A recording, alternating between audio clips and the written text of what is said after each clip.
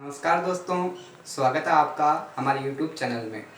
सभी पढ़ने विद्यार्थियों का हमारे चैनल पे हार्दिक स्वागत है। आज हम पढ़ेंगे संसद के बारे में। संसद के बारे में पढ़ने से पहले इसकी थोड़ी आवश्यक जानकारी और पे चर्चा कर लेते हैं अपन। हमारा जो देश है उसमें लोकतांत्रिक शासन व्यवस्था पाई जाती है और जो लोकतांत्रिक शासन व्यवस्था है उसके 3 अंग होते हैं: व्यवस्थापिका, कार्यपालिका और न्यायपालिका।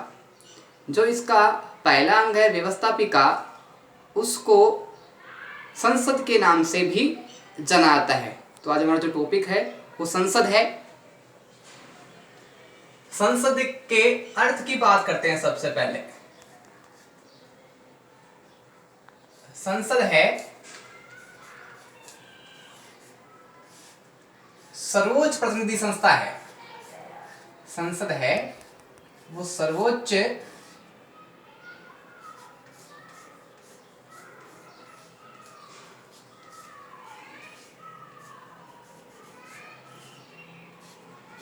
प्रतिनिधि संस्था है। यानी जो आम जनता है वो वैश्विक मताधिकार के आधार पर वोट देके अपनी प्रतिनिधि को चुनती है और वही प्रतिनिधि बाद में संसद में बैठ के शासन चलाते हैं। इसका एक अर्थ और भी आता है अभिव्यक्ति का माध्यम।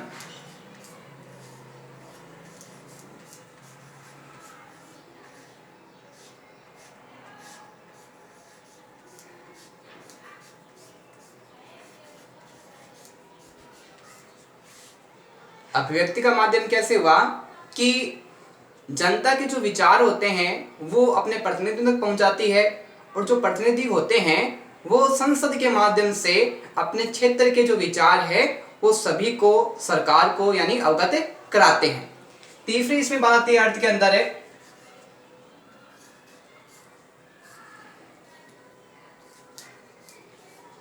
भारत के शासन की नींव।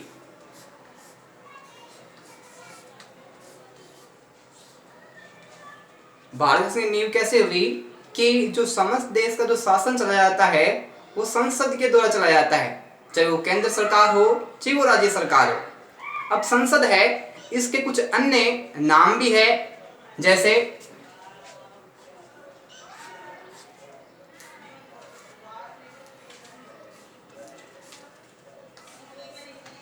पार्लियामेंट,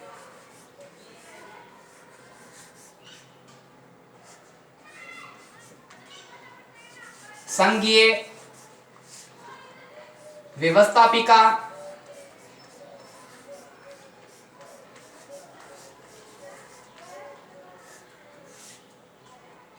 विधायिका,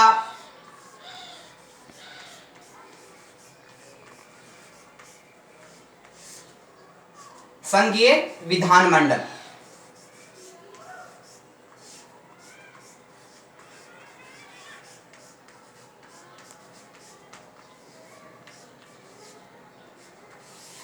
एक बार इसको नामों को रिपीट कर लेते हैं कि जो संसद के जो अन्य नाम है, संसद का जो अंग्रेजी नाम है वो है पार्लियामेंट।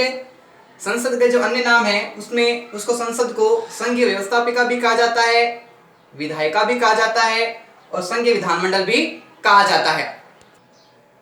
आगे है इसका संसद का वर्णन।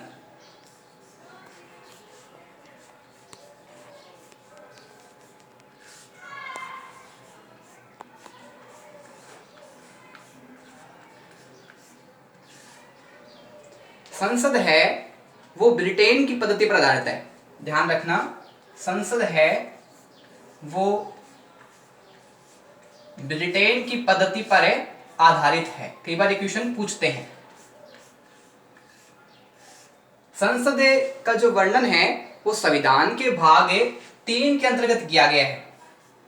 ध्यान रखना, ये भी क्वेश्चन कई बार पूछते हैं कि संसद का वर्णन संविधान के कौन से भाग में किया गया। ध्यान रखना, संविधान के भाग 5 में इसका वर्णन किया गया है और जो इसका अध्याय है अध्याय 2 के अंतर्गत है, इसको शामिल किया गया है। जो अनुच्छेद है संसद से संबंधित है वो अनुच्छेद है अनुच्छेद 79 से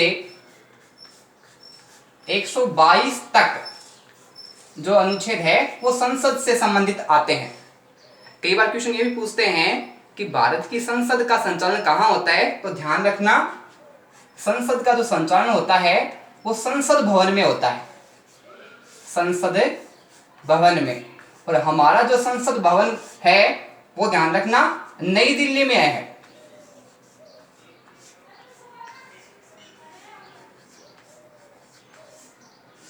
कई बार क्वेश्चन ये भी पूछते हैं कि भारतीय संसद की स्थापना कब हुई थी, तो ध्यान रखना 26 जनवरी 1950 को भारतीय संसद की स्थापना हुई थी। अब आती है कि जो संसद है वो किन अंगों से मिलकर बनी हुई है, तो ध्यान रखना कि जो भारतीय संसद है वो उसके 3 अंग है और इन 3 अंगों से मिलकर संसद का निर्माण होता है। ये 3 अंग कौन से हैं?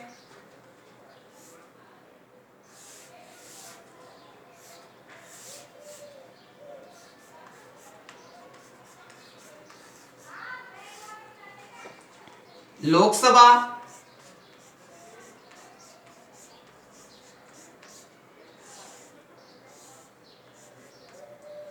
राज्यसभा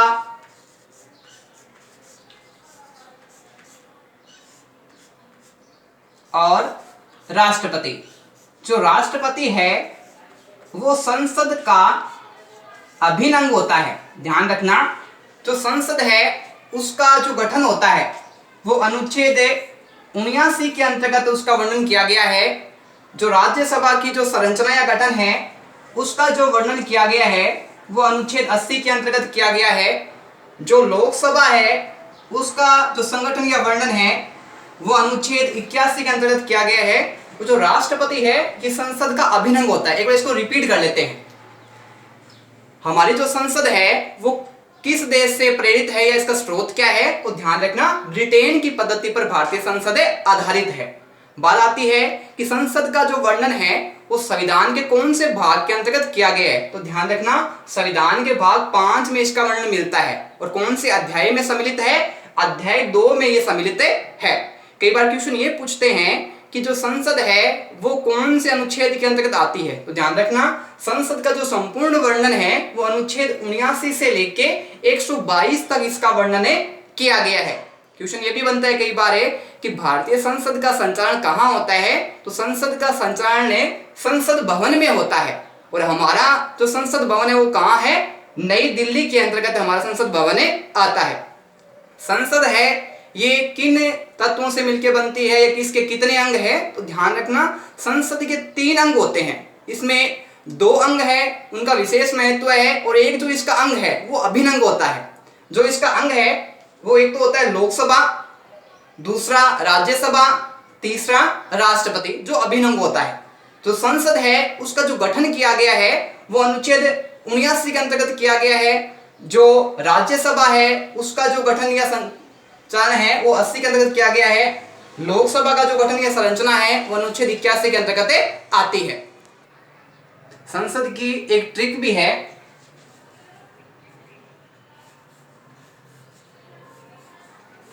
सरल। जो स है उससे बनती हमारी संसद, र से बनती है हमारी राज्यसभा और ल से बनती है हमारी लोकसभा।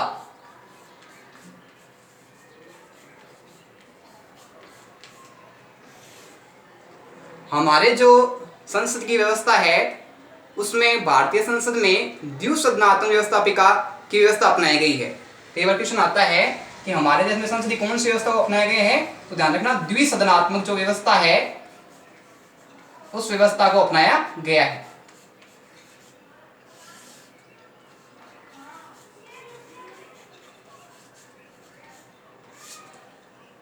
इसको भी 2 भागों में वर्णन किया गया है। जो इसका पहला है वो है संघीय व्यवस्थापिका,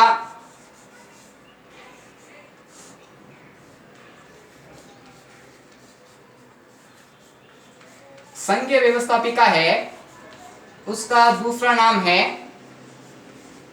केंद्र सरकार।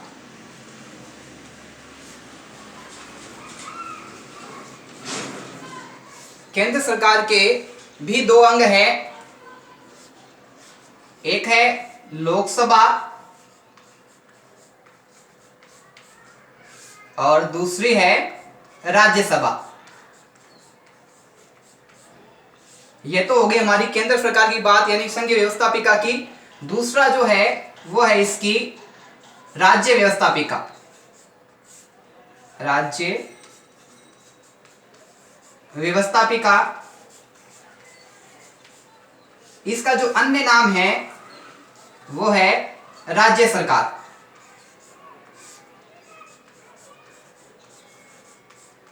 राज्य सरकार के भी केंद्र सरकार की तरह दो अंग हैं,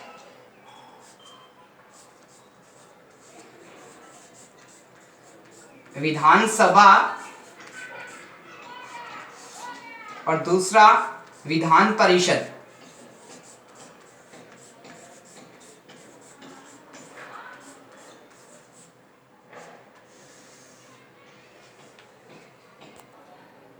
अब अपन ने बात की थी शुरू में कि संसद का जो अंग है राष्ट्रपति, ये संसद का अभिन्न अंग होता है।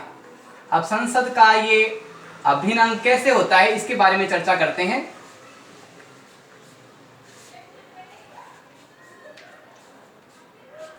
जो राष्ट्रपति है ये संसद के जो सत्र होते हैं उनकी चर्चाओं में भाग नहीं लेता।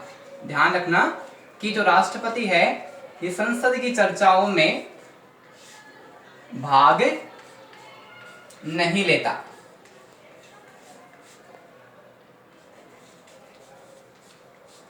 संसद के दोनों सदनों में भी नहीं बैठता।